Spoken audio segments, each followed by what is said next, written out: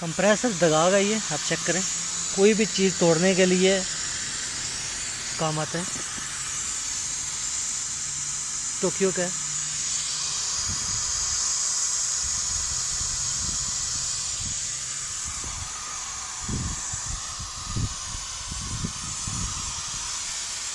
یہ کمپریسر ہے ہمارے پاس، یہ ہوا پیدا کرتا ہے ادھر.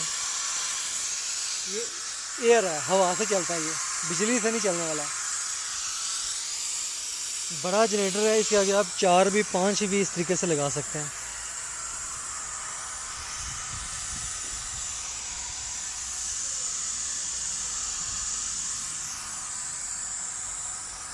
اس طریقے سے اس کو دبانا ہے آپ نے.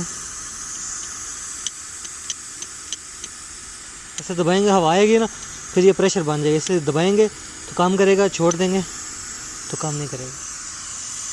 یہ پائپ لگایا گیا ہے جی.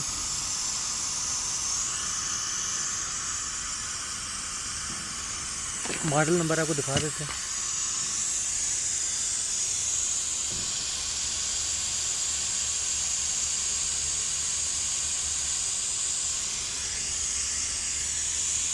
TP BLD.